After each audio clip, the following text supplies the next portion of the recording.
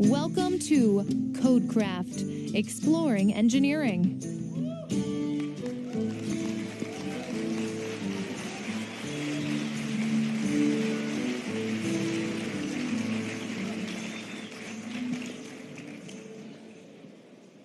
Wow, what an amazing audience. Thank you for being here. So welcome to CodeCraft, Exploring Engineering here at Blizzcon 2018. We're excited to be with you today. Excuse me. We're also excited to welcome our virtual ticket holders. To everyone watching from around the world, we're glad you could join us. My name is Samir Assad, and I'm honored to be here today. I also work at Blizzard, and I'm the Senior Engineering Manager on the Overwatch team. Today, you're going to meet and hear from 5 amazing software engineers working at Blizzard. But first, let's talk about how the panel works. We're going to start with introductions, and as we go along, I'll share interesting facts about each of the folks here on stage. After that, we'll move on to some discussion. We've prepared a question for each of our panelists, which we hope you'll find interesting. Then we'll go over to you, our audience here at BlizzCon, for some Q&A. So, let's get started. Panelists, please introduce yourselves. Hi, BlizzCon. I'm Rochelle Davis. I'm a senior software engineer on a new project, and I've been at Blizzard for about 7.5 years. Rochelle was an original member of the Hearthstone team. Yeah. Good. All right. Rochelle was an original member of the Hearthstone team. She saw the game from prototype to launch and through its first years as a live game. Fun fact, she didn't learn to code until she was 19, having spent most of her time in musical theater. She loves doing outreach, especially when it supports future engineering talent and diversity in tech and gaming.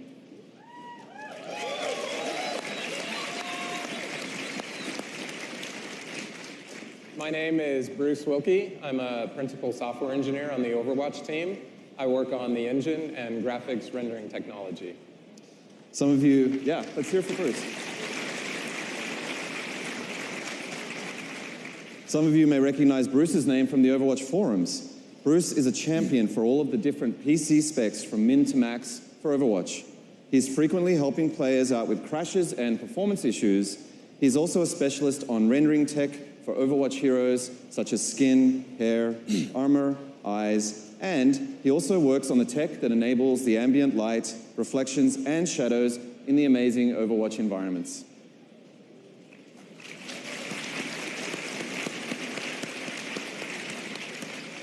So my name is Diane Cochran. I'm a lead engineer on a new project, and I've been with Blizzard for 8 years now.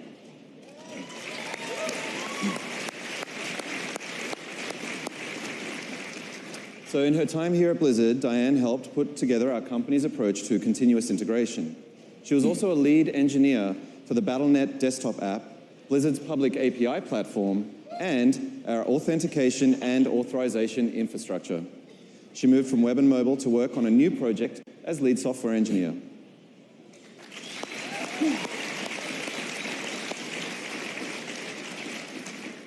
I'm Colin Murray. I'm a lead software engineer on the World of Warcraft team, and I've been with Blizzard for about 23 years.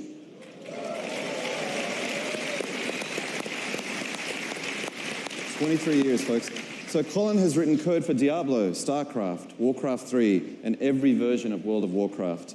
He has also worked on nearly every major system in the WoW codebase. Some highlights are the movement system, the object manager, the model rendering and animation system, and the streaming file system. He heads a small team of engineers who work on low-level backbone systems, and they're always working hard to make sure the game is running as smoothly as possible.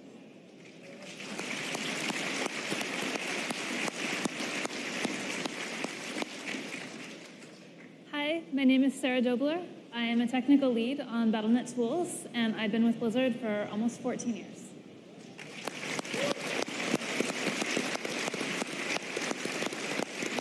So folks, Sarah started at Blizzard as a game master shortly after WoW launched and worked towards a position in development by building internal tooling and taking database classes on the side.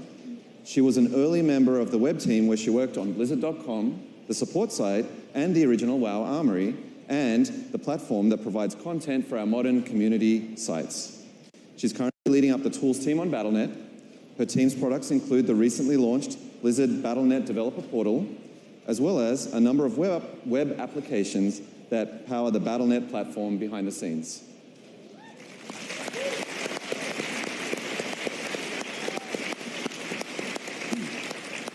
Okay, now that introductions are done, let's go to some questions that we've prepared for the panel. My first question is for Rochelle. Rochelle, what is the difference between prototype code and production code? That is a great question. Thank you. And I would say that the biggest difference between prototype code and production code is the questions that you're asking when you're in each mindset. So when you're doing prototype code, what you're going to be looking for is finding the fun. At Blizzard, we have a core value that's gameplay first, and that's kind of where we start with all of our games, with all of our new projects as well. What's the fun of this game? What's the core loop? So we look for finding the fun, and that means we're not really interested at the beginning in how is this going to be performant? What's the perfect tech stack look like? How do we scale this to millions of users? Those aren't really prototyping questions. When I first started on Hearthstone, the game was not announced. We were called Pegasus back then. And we were still finding the fun. We were doing a Flash prototype at the time, and it wasn't about how is this going to scale, what is this going to look like when we launch. It was about how does Hearthstone feel for the players and what's fun about it. And then over time, we found that we were getting that right on the money. We were finding the notes that were fun in Hearthstone, so much so that we had to ask certain parts of the company to play less and work more, including our own team. So we actually started transitioning at that point into asking different questions. This doesn't happen overnight. This happens gradually. But those questions started to be more like, how do we scale this to multiple servers, multiple modes, millions of users, hopefully? And that is when you know you're kind of entering a production mindset. This doesn't mean that your prototype code and your production code need to be in totally different languages or code bases. There's other ways to transition. But the questions that you're asking start to change, and that's how you know that you're ready for production. Awesome, thank you, Rochelle. Yeah.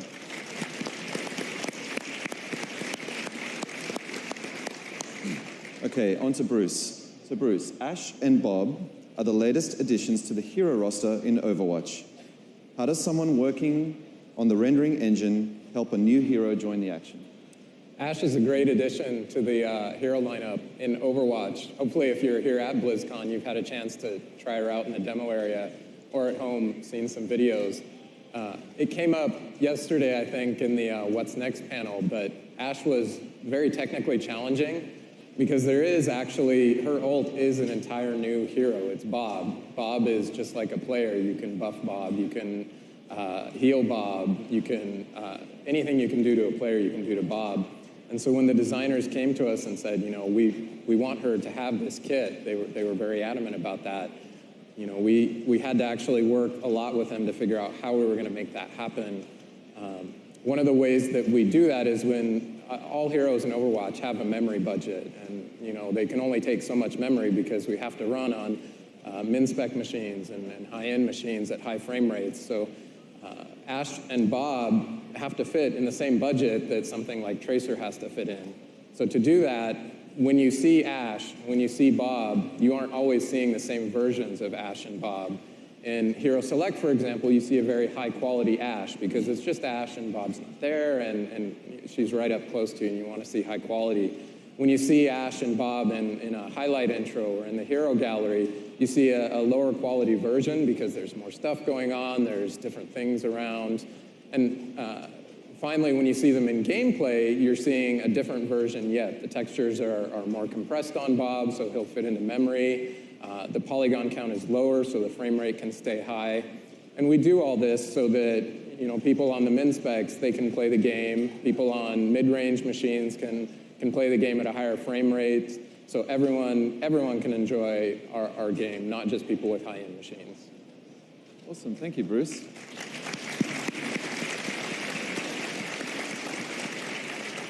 And now, Diane, you've had an interesting journey to becoming a software developer. Can you share with us how you got into the field? Sure. Wanted to bring this up just because it's a little different than most people. I had actually wanted to be an aeronautical engineer the entire time that I was growing up. And it happened to be in about the summer of '97. I had a friend of mine sit me down in front of a computer and have me play a video game. And that video game was Diablo. And as I was playing through, every time that I would reload the game, because I was terrible at it, started to notice that all the levels were different. And it blew my mind. I was like, how in the world can you make a game that does something like this? So not knowing anything, I go out and I buy a book on computer repair. Get home, start reading through it, and go, oh, crap. From there, I started picking up other things that got me, closer and closer and closer to actually becoming a software developer. I'd pick up a book on Visual Basic and learn how to make calculators in it. Went, oh, well, video games use C++, so let me grab a C++ book and start writing, a Shadowrun character generator out of it. And then finally it was like, oh, OpenGL. OpenGL is the thing. And, I poured my way through the OpenGL Red book, like learning everything that I needed to do, and slowly started doing things like, building a graphics engine and doing other things. Now, of course, this was happening, as I said, in the late 90s, and as, a number of people know, that's when the dot-com boom happened. So I ended up getting my start by moving out to Los Angeles and getting into web development, and that's where I spent most of my career. And that's the reason why, like in the intro, a lot of those things are, working on infrastructure and the websites and everything else. But I'm now at the point where I get to spend like literally every day coming in to do the thing that Blizzard, so many years ago got me inspired to become a software developer over. And for me, that's just, it's amazing. Yeah.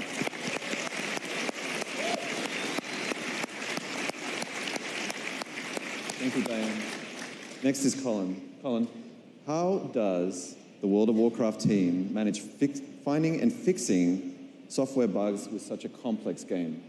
That's a great question. I'm glad you asked. Thank you. So we have a lot of customers, a lot of people online. And as you might expect, occasionally some of them encounter a failure. Some of you may have seen the Blizzard error dialog pop up. You put in your little message and you hit send to Blizzard. So how do we collect all of those and how do we sort through them all and make sense of it? It can be a fairly large amount of data. So back in 2004, we just had one guy in a Perl script, and that's how we sorted through it. As you might expect, it didn't work so well. So we started to develop a system for sorting through these errors and aggregating them and making sense of them in order to better prioritize our efforts. So now we have a system called exceptions that's able to categorize the errors and prioritize them for us so that we can tell which errors we should work on first. So we can collect a crash log and a dump file. The dump file allows us to load it into the debugger and see the error as though it happened right there at our desk at that moment. And in the exceptions interface, we can see all of the various pieces of data that we've collected, like what was your locale, like what language were you playing the game in, what kind of machine were you running on? Was it a particular flavor of Intel PC? What graphics card and exact model was it? Occasionally, there are patterns that emerge from these things, and that helps us focus our efforts. So using all of this, it allows us to better focus our efforts so that we can prioritize the errors that are affecting the most number of users and help people get back playing as quickly as we can.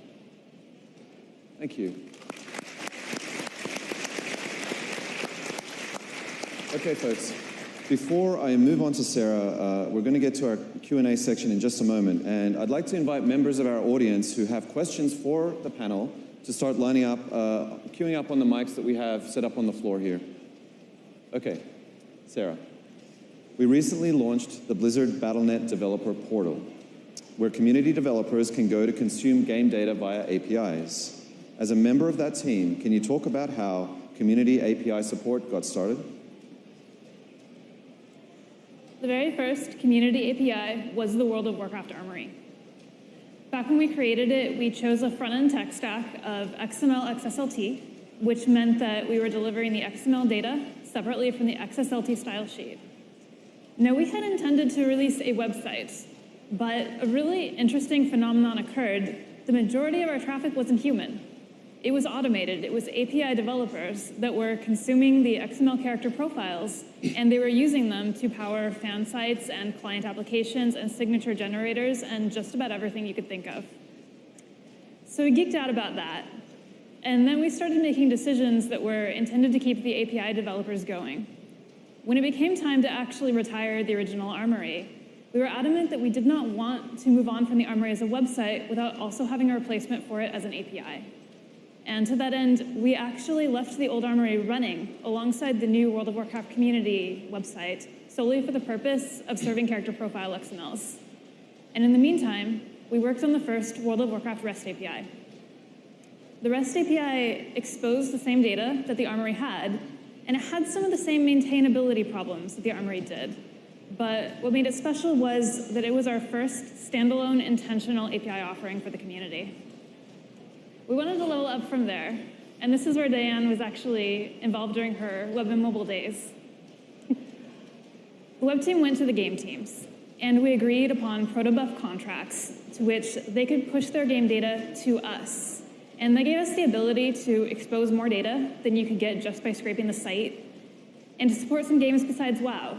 So that was the beginning of the game data APIs that we use today, and we support them for World of Warcraft, for StarCraft 2, and for Diablo 3. Okay, awesome.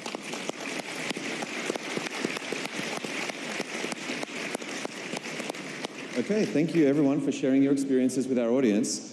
Let's go to the Q&A section now, and I believe we have our first question right over here. Hi everybody, my name is Scott, and I work with Blizzard Entertainment. Hi Scott. Hi Scott. I just have one question very quickly before we turn it over to other folks here, and that is, Diane and Rochelle, you mentioned that you're working on new projects, and that sounds very, very exciting. What can you tell us about those new projects? Nothing. Nothing. Everybody hear that? I can talk about my product. Okay, good to know. I'm sure we'll have exciting news in the future. Thank you.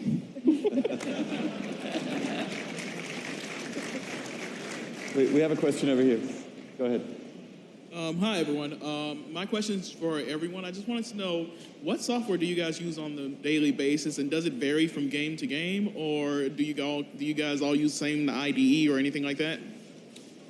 So on the World of Warcraft team, we're primarily using the Microsoft developer, MS Developer. So we're on 2017 at this point. Yeah. On Overwatch, we use Visual Studio as well, 2017. We use, different SDKs and whatnot to target the consoles, because we're not just PC, we are on the consoles. So we have to use some third-party tools that Sony provides and Microsoft provides and things like that as well. I would say for me, VS Code is actually an application that I've been using a lot of. To the point where I'm currently using it to do C++ development, which makes all the Visual Studio users go, wait, what? But yeah, that, and then also this is just kind of a general thing. I highly recommend people learning the VI bindings for people who can really get through it. It's a great way to speed up your software development and the ability to write out code. Okay, awesome, thank you. Let's go to our next question on this side. Hi, so I'm Josh. I'm part of the web developer API community. So this is like a group question for many developers. They wanted me to come up and ask this. So with experiences inside the game and outside the game, they're important, especially for interactions inside the game as well as outside the community. With the launch of the new developer portal, thank you, by the way, very awesome. What do you see as a future development for that? And are you planning to support more games over time, like Hearthstone or Overwatch? And what is the capability of Expanse we're looking for to just introduce more developers to this type of community? Who wants to take it? Is that something we can't answer at the moment? I'm actually having a little trouble understanding the question. Oh, do you mind repeating the question? Maybe, can we get the mics a little louder? It's hard for us to hear on stage. Yeah, just what is the best way to Blizzard's looking for to invest in API communities for Overwatch and Hearthstone, and kind of improve the quality of life for current developers invested in the current APIs, basically. Gotcha. Well, one of our goals this year has actually been to make the authoring experience easier for the API publishers. One of the issues we've had was just the barrier of entry to releasing new APIs and to releasing improvements to the APIs that we currently have. So one of the big deals with the developer portal and API gateway was to try to smooth that out, to just make it as easy as possible for us to bring something new to market. As far as ways that we can hear from the community, we read every post in the Blizzard API Developer Forum. And that's probably one of the biggest ways that we get community feedback. Good? Okay, thank you. Thank you very much. We'll go to this side. Hello, my name is Zach, and this question is probably one that you get a lot about like education paths for younger developers who didn't get into that like self-taught boom when they were like 10. So right now, there's not a lot of educational paths for game development unless you're specifically into like arts and graphics and modeling. So going into programming, for example, my program would have to have me take like Linux classes and then some classes in Python and then some in C++, and then the next program is back to Linux. So is there a suggested path or degree or goal for someone who's trying to teach themselves later, like in college, and like classes that would take to help get into game design? I would start by saying it is never too late. It is never not an option to learn to code. I mean, as Somer mentioned, I didn't start coding until I was 19. I happened to be in college at the time, so I had classes and a major available to me to do that. But that said, there are a lot of different paths even post-college. There are a lot of different online resources. And I think one of the best things that you can do for yourself is try to give yourself a small goal of this is what I want to create. So for instance, if you wanted to get into game development, you might go home tonight and say, I wonder how I would build Tetris. You're not making rocket science in terms of a new game, but it's really great to learn how a game is made from end to end. So give yourself something small and achievable to learn to do it, and then you can find a ton of online resources and suggestions on how you might start, and then you might find yourself down a path of a new language or a new architecture or a new data structure. But there's a lot out there where you can start with a small project. Yeah, and kind of following on with Rochelle, like that's exactly what I did in order to become a software developer, right? So it was basically just picking up a book and going, hey, what's the smallest thing that I can do to start learning some of the stuff that just at the moment didn't make any sense to me. And every time that I took one step, I knew a little bit more, I could go a little bit further. And it just starts compounding, right? So if you start with something really small of like, hey, I now know how to do a for loop, right? And then you go from that to, oh, well, if I can do a for loop, maybe I can make a game of Snake, right? And then from a game of Snake, maybe I can start doing all of these other things. And it just gets bigger and bigger as you go. Thank you. Okay, thank you. On this side, please. Hi, my name is Andrew, and I'm a computer science student right now, and I have been working on projects, small projects like you were just talking about, and I was wondering how you would show that in a resume or like a cover letter, show off my skills. If you're working on projects outside of class, that's a huge win. Like, you really want to let us know about that. You definitely want to talk about that in your interview. I've mentioned it on your resume. That's something that I always encourage people to do. Yeah, as a hiring manager, if somebody were to put their GitHub profile on a resume, and there's other things that like pique my interest, I'm definitely going to go look at that and see what somebody's putting together. +1 on the GitHub. That's really a good place to go. If that's on your resume as a top line, that lets me just go look at some of your code, look at your samples.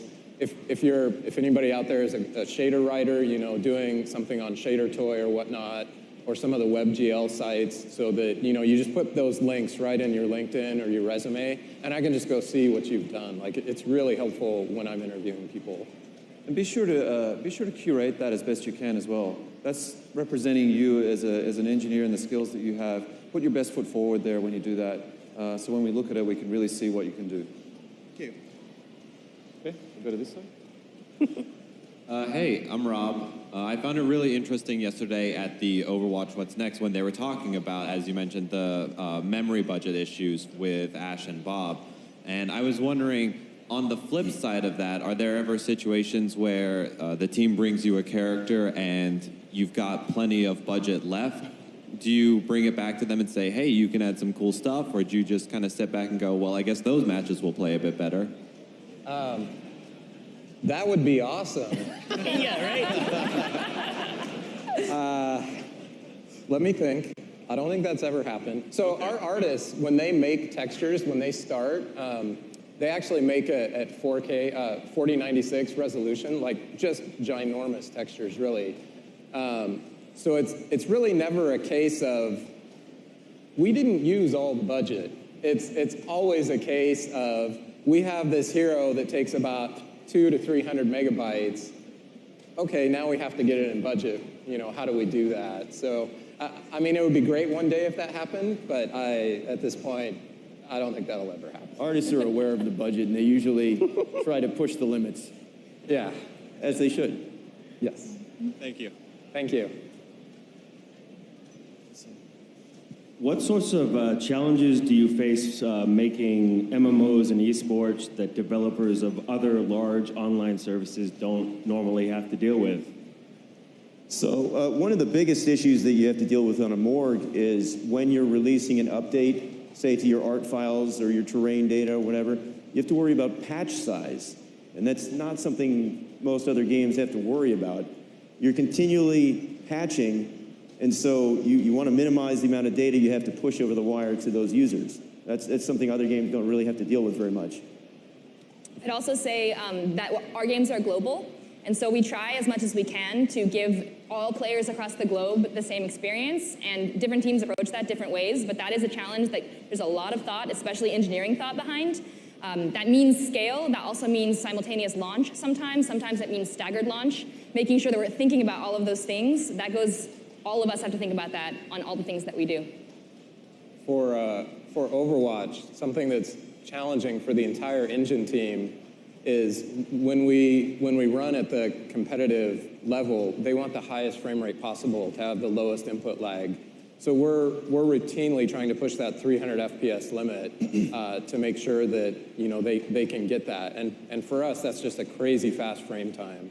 So we have to make sure that we take advantage of multi-core. We have to make sure we don't have big spikes in frame times, all that kind of stuff. And that's really challenging for an engine team. Awesome, thank you. Thank you. All right. Hi, my name is Ari. I am actually a student for computer science, and I'm in my third year. I'm applying to an internship this summer.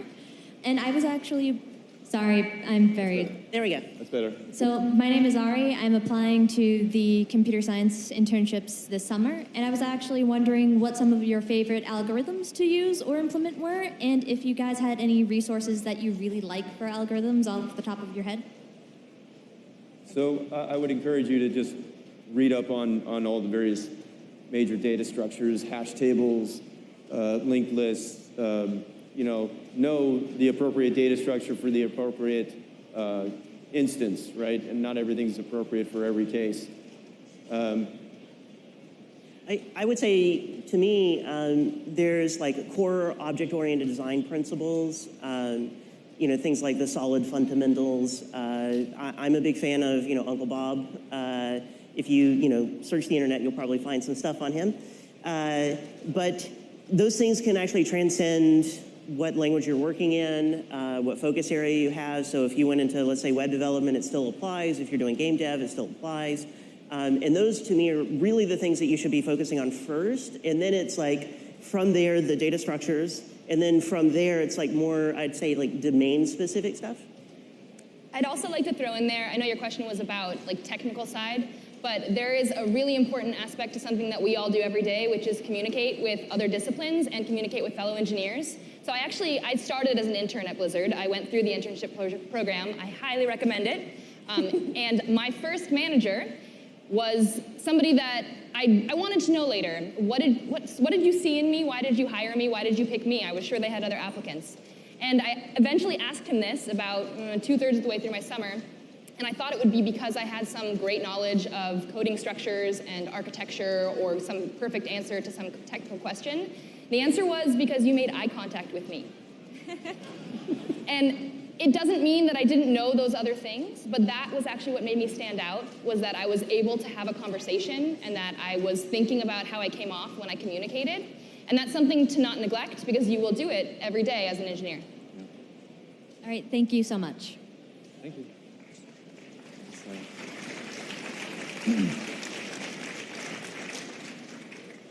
Go ahead. Hi, my name is Nick, and I'm an independent developer, and I had an interesting question about World of Warcraft, possibly for Colin.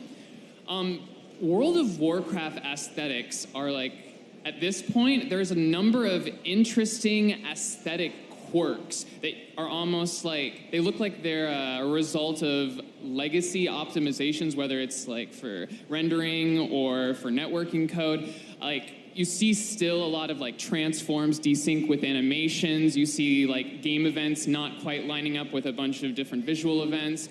Or you see there's a bunch of different like animations or particle effects that are pre-rendered that don't pop off for like the game clients. And it makes a really iconic experience. You know you're playing World of Warcraft when you mount up and like you see the particles, the flashy particles, like bounce along with your character while they're riding on the mount. And I want to know, what is this still in the game for a purpose? Is this like something that the designers have like said, oh, you know, this is super iconic for World of Warcraft. We can't change the fact that entangling roots now runs along with your character. Like, we can't change that because it's, you know, it's part of the game. Is this something that coders are always like, oh, well, we could fix this now, but it's too important to the look? Or how exactly is the interplay between design and code in those instances? That's a good question. I wouldn't say there's any sacred cows with regard to code. We're always looking to improve and optimize, and yeah, there's definitely a distinct look to the engine because, you know, it is a custom render engine that we built from the ground up. So it does have its own look. It's got its own material system, its own animation system, its own tools. So it will give a certain look, but we do transform it over time. We are always building and adding stuff to the render system, to the animation system. So I think if you were to go back and look at the original shipping brown box in 2004 and compare the look of that game to what you see now in Battle for Azeroth, the look is pretty distinctly different. Thank you. Awesome, thank you. Okay, next question, please. Hey there, my name is Max. I'm a backend engineer working on the enterprise side. When I look at our automated tests, I see that we have some really well-defined inputs that lead to some really well-defined outputs. And then I look at games, and you have all these really complex inputs leading to these really complex outputs, and all this interplay between different systems. And I'm wondering, how do you deal with dealing with that in an automated testing fashion when you have such complex inputs and outputs? So I know for me, as somebody who's a bit of a TDD advocate, I use unit testing to be able to quickly know exactly where a problem is, right? It should be a thing if one line of code changes, one test breaks, you know exactly what test it is, you can immediately get there. The second thing that you do kind of on top of that, and this is in my world, because some people really like integration tests more than unit tests, or unit tests more than integration tests, is use those integration tests to be able to say, hey, here's random input. Make sure that the system doesn't fall apart when this happens. Or, you know, here's a simulation of somebody actually playing a game. Make sure that, you know, everything doesn't fall apart. So for me, solving those like complex bits that unit tests can't really do, or they're really not like efficient to do, that's where I would use integration tests to be able to do that in an automated fashion. I'd like to add to that too. This was definitely true on Hearthstone. We talked about this a lot. There are a lot of permutations of cards. How do you get the full scope of everything? It's very difficult to find coverage. But there's also the look and feel, and that kind of visceral feeling that you get when you're playing, when a card is hovering, when there's movement. Some of the UI components that it's harder to capture in an automated test. So we couple that with QA testing that is done manually, because we have to make sure that we're thinking about both. We want to make sure our player experience is just as good at, you know, covering as well. Okay, Thank you. Over this side, please. Hello, I just had a question for you guys, because you have work on these games with huge scopes and legacy code. How do you go about solving problems, you know, using a similar pattern and then adapting like new patterns? You know, like maybe you have a certain design pattern that you work with to solve a certain set of problems, and then you figure out or you learn about like, oh, maybe there's a new way to fix this problem, if that makes sense to you guys. Well, that's really something that we come across a lot, because on Battle.net, some of our code is as much as 10 years old. And over that course of time, it's not even just that the pattern you chose was wrong at the time. The pattern, you get more opportunities. You maybe want to, you might want to change the same vertical 2 to 3 times over the course of its life. to take advantage of new tech. And one of the ways that we've found is really by trying to isolate different concerns so that it becomes easier to upgrade one concern without having to refactor your entire code base.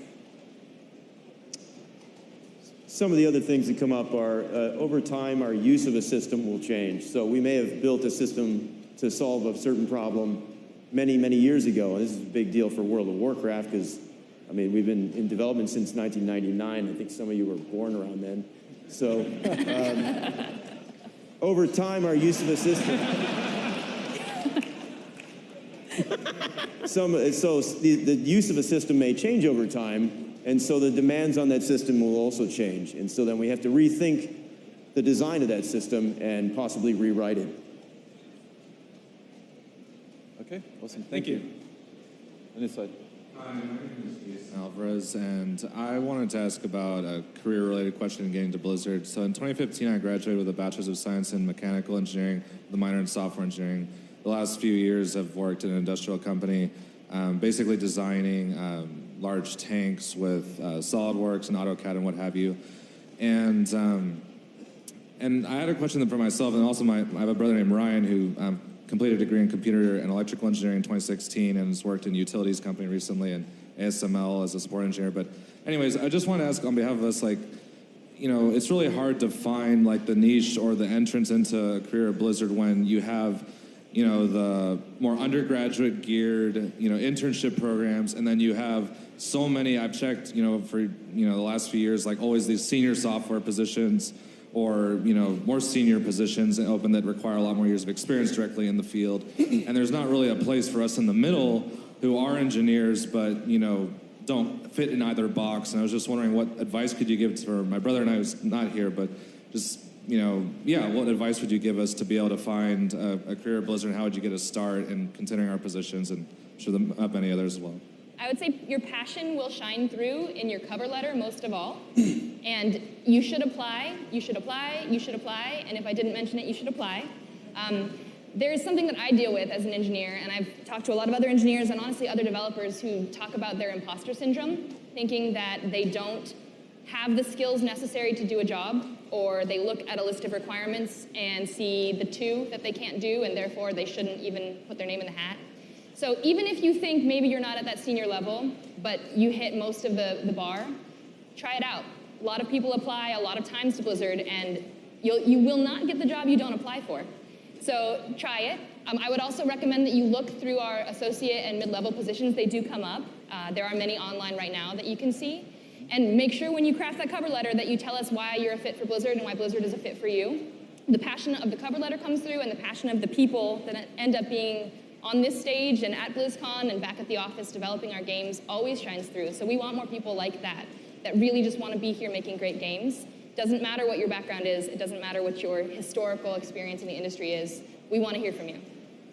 So one thing, I actually started off my professional career as a process control engineer, working in industrial automation, so I kind of feel you there. I can't recommend enough, be passionate and make a project, make a game. When I was a process control engineer, I was playing EverQuest, and that was amazing. It blew my mind, and I'm like, I want to do that. So that's when I actually started getting into how do I program a game? You know, how do I transfer my skills in programming, you know, production lines over into programming PCs? So make sure your passion shows through. Make sure you make a project. Make sure we can see that when you apply to us, and you can bridge some of that gap of the experience you don't have in games with the experience you do have in industry. Yeah, I think, you know, coming from the angle of I want to do this job, but I've not professionally done it, even being able to take a step back and saying, well, I haven't done that, but I know that there's all of these things that I have done that will translate to some degree over there, right? And that's part of the cover letter, that's part of the passion, that's part of everything else. But being able to go, I even recognize that I'm not going to be this person that fits in this little box, but the experiences that I've had that are outside of that box may actually make things stronger than if you were to get somebody who was inside of that box.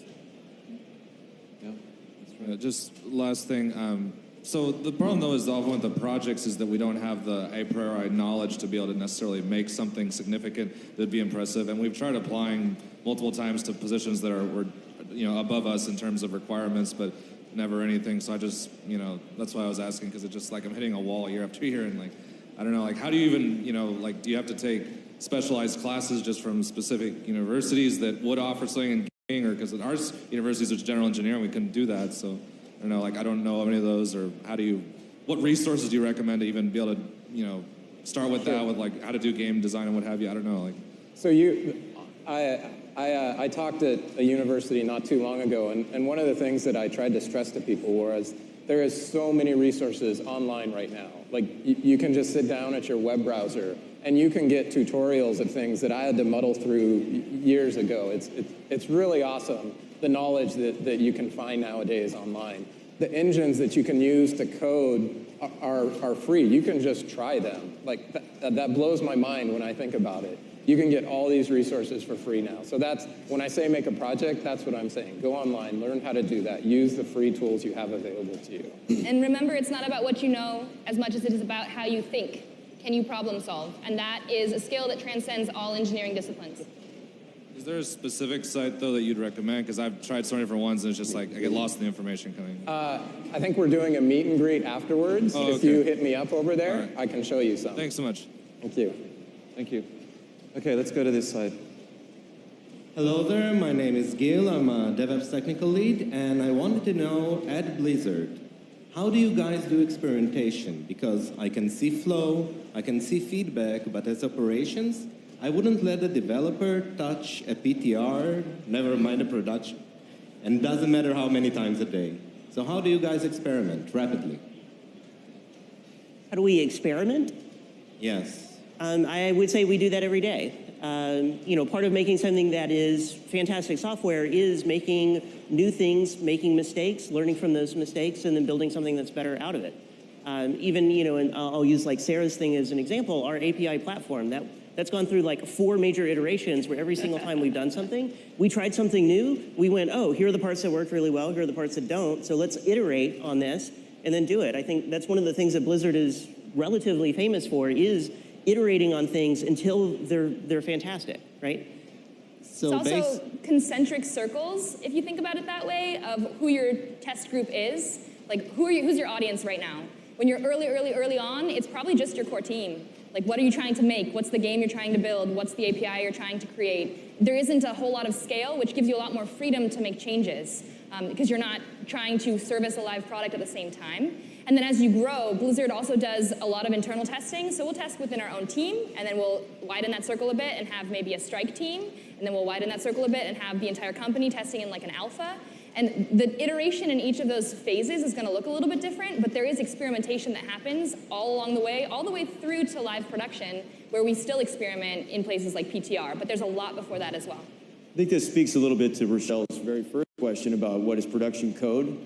So if you're doing rapid prototyping, you're just trying to put together a proof of concept. It doesn't have to be very stable. It doesn't have to be bug-free. It just has to prove out what you're trying to try out. So you can get that done very quickly. Then if you want to bring that all the way to production level, that takes quite a bit more effort. So basically for productions, you're following the waterfall model? Are you following the waterfall model for production? I think all of our teams follow different production models. We're more of a waterfall model on the World of Warcraft team. I know other teams use Scrum.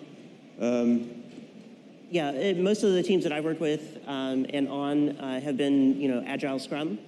But it really just, it depends on the team, right? Blizzard is a very big company, and each group is going to handle their methodology of getting things done in a slightly different way. Perfect, thank you. Thank you. Okay, let's go to this side. Sweet. All right, can you hear me? All right, so first of all, I worked on Miss Pandaria for Blizzard. I interned here, which started my career off as a software. Do you mind speaking up a little bit? Oh, okay, cool. Anyway, there we go, louder, right? Yes. All right, so I interned at Blizzard and worked on the Miss Pandaria team in the QA department, and that spurred off my career as a software engineer, because I took one intro to computer science class. Right now, I work as a web development guy in San Francisco, and this question specifically for Diane, what was your biggest hurdle you faced, right? Like, I can look at websites and applications and web apps and be like, okay, this is how this works, I can figure it out. I look at Overwatch, and I know it's like a million lines of code, and just everything's working together. I can't even begin to fathom how all that pieces together. So I know that I can go and remake Tetris or something like that, but like specifically for you, what was your biggest hurdle making that jump from web development to what you do now? Or your first position? Yeah, I would say there were two major things. Number one is actually working up the confidence to go, hey, this is really what I want to do, right? And part of that was saying, hey, in the background of other stuff that I'm doing, I'm going to spend some of my own time and try to work on a video game. And every couple of months, I would bring it in, I would show people around the office, like, hey, look at this cool thing I did, right? And it's really small and it's really simple. But that helped to get people the confidence that, oh, well, we have the software engineer who can do so much on the web development side, and we're starting to see what she might be able to do on the game development side, that, you know, maybe she can make that jump, right? So a lot of that hurdle was really, taking the time for myself to go, this is where I want to be, so I'm willing to invest in myself in order to be able to get there, and then having that self-confidence to go, hey, I'm outside of the box, right? This is some of the stuff I was talking about earlier. I'm outside of that box, but being outside of that box might give a lot of things that people who have come up through the game dev side may not think about, and so I may bring something to the table that other people don't. Oh, awesome. Thank you. I appreciate it. Yeah, and if you want to get into it, do it. Yeah, awesome. Thank you. Thank you. Okay, let's go to this side. Hi. Yeah, my name is Derek, and I have a background in software engineer, traditional software engineering. And I also have my own game studio where we pushed out our own stuff. So we put out our own games and things like that. So, and I'm in the middle of applying for a position at Blizzard. What sorts of things would you look at on my GitHub profile or something else that might make you say, hey, I want to call this person back and talk to them more? Unit tests. Yeah. That's, for me, it's going to be like core fundamentals. Can you write good code? If somebody were to come to you and say, hey, we need to re-architect how you're storing all of the data, right? Like, how much work would it take to be able to do something like that, right? And this is just kind of amorphous examples, but it's really just, you know, do you know good software architecture? And then beyond that, it's like, are you doing things that are in the realm of the stuff that maybe I want to hire for, right? Because I may be looking for a particular position, and do you have some of those elements? But the first line of, I'll say, defense for me is that, you know, are you writing code that other people would look at and go, oh yeah, that's solid code, like that's good stuff. Yeah, so if I look at your GitHub and your variables are all named A, B, C, or I and J, it's a bad sign. That's a bad way to start. I look for consistency, like from project to project in your GitHub. Did you follow your own coding guidelines? Because you probably have some bouncing in your head. Is your code commented? Would I be able to jump in and maintain it? And then, yeah, past that, it's going to be domain specific as to what you're applying for.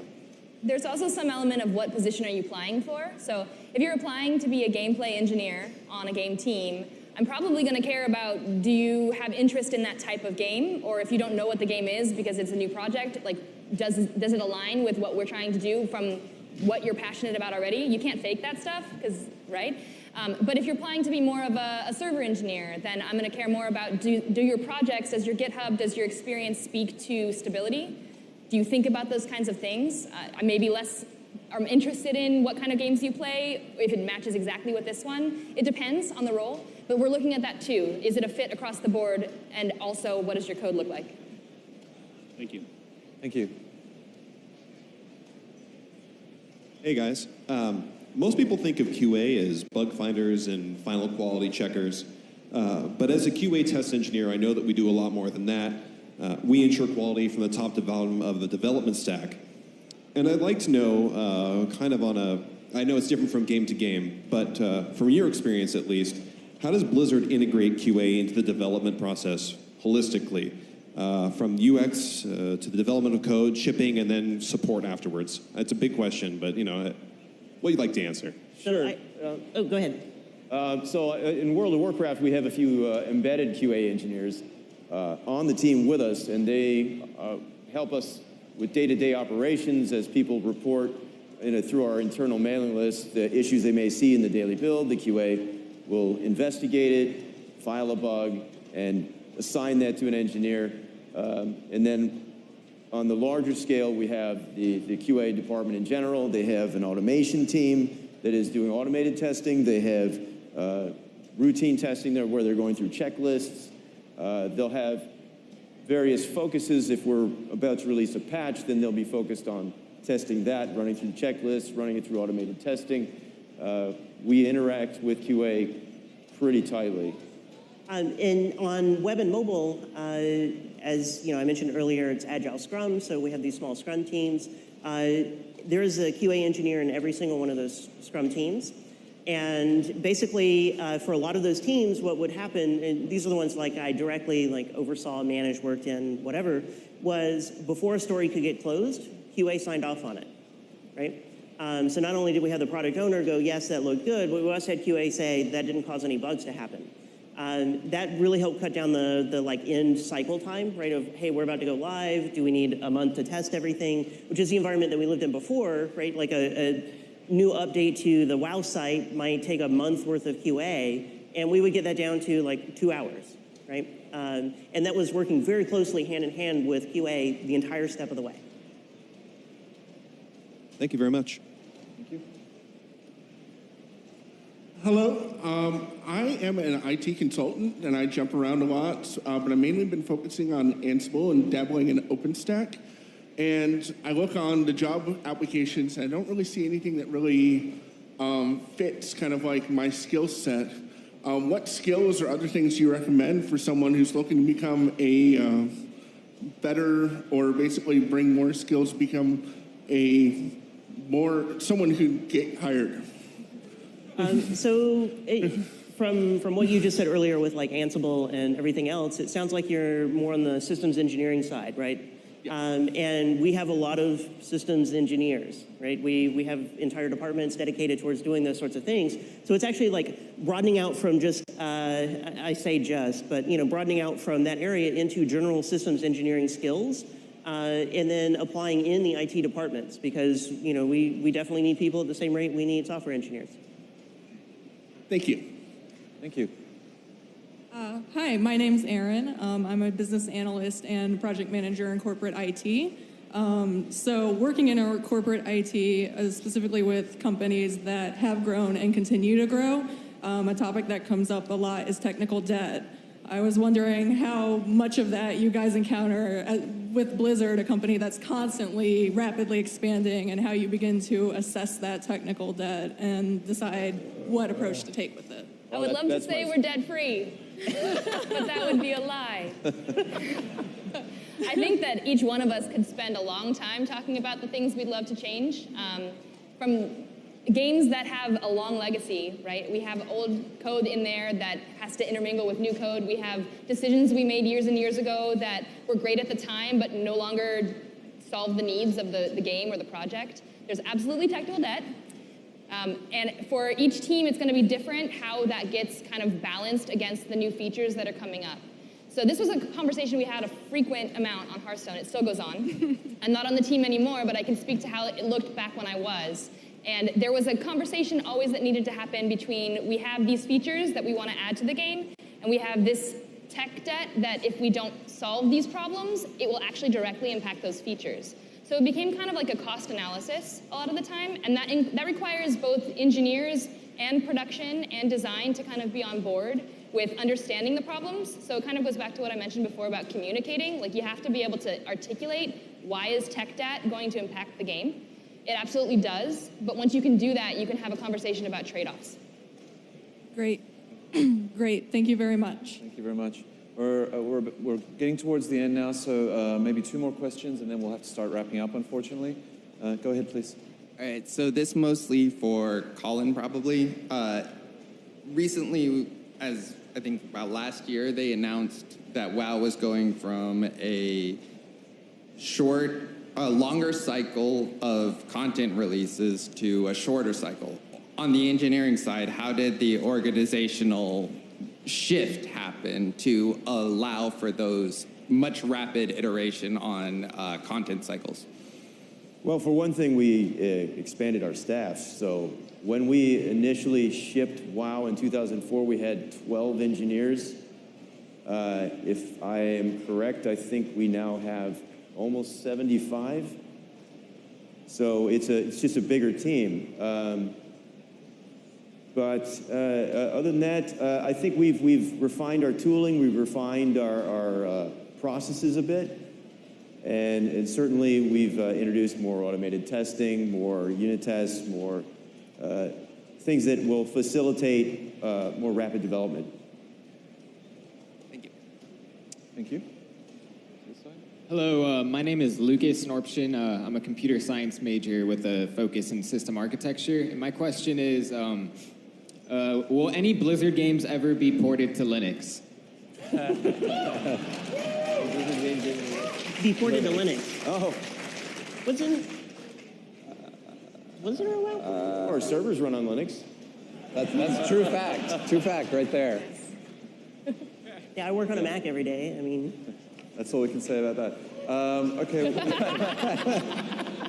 we still have a couple more minutes, so maybe let's go to this side. Hi, I'm Anna. I'm a software engineer.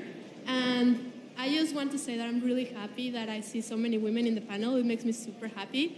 Yeah, it's really nice to see the representation. I love how the development team has bring in like so many strong female characters, and it's like expanding everywhere. I still feel like we have a way to go, especially also in esports. But in general, I asked this question 2 years ago. How many women are usually in a team, like the percentage of women versus men in a team? And with all the efforts that have been going on around Blizzard, has that increased in the last 2 years? So diversity and inclusion across all dimensions, but definitely in gender is super important to us at Blizzard. It's personally very important to me, as you might imagine. And it's something we are looking at. We have a Women's Advisory Council that sits together every other week and discusses this. How do we move the meter? What do our numbers look like now? How do we get the people who are here already to feel included? How do we get people who are engineers and other disciplines to want to join us and join our team? It matters to have a diverse representation, and it's great that we have that up here today. I'm so excited to be sitting here with these people.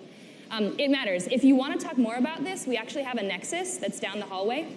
I recommend going to visit, and this is a topic that we care very much about. You can also come chat with me over there after the panel ends at the meet and greet. I would love to talk to you. Thank you. Okay, thank you for the question. All right, that's going to wrap up our Q&A section. Thank you to everyone that came up to ask a question. If you didn't get a chance to ask your question, you can catch the panelists to your left behind the audience in our meet and greet area after the panel, and we'll be there once we conclude the panel. Yeah. All right, so let's wrap up. So, software engineering at Blizzard has a wonderful history that goes back to our founders, Alan, Frank, and Mike. Talented folks like the ones you met here on the panel today are working hard to continue that legacy and to ensure our players are having the most epic entertainment experiences ever. Thank you for joining us here and at home. We hope that you enjoyed the panel and you're enjoying your BlizzCon 2018. For our panelists, for Scott Emerson and Grant, I just had a blank. Grant Davies, I did get it right. Grant, excuse me. For our production team as well, thank you to everyone, and thank you to you, our audience, for joining us today.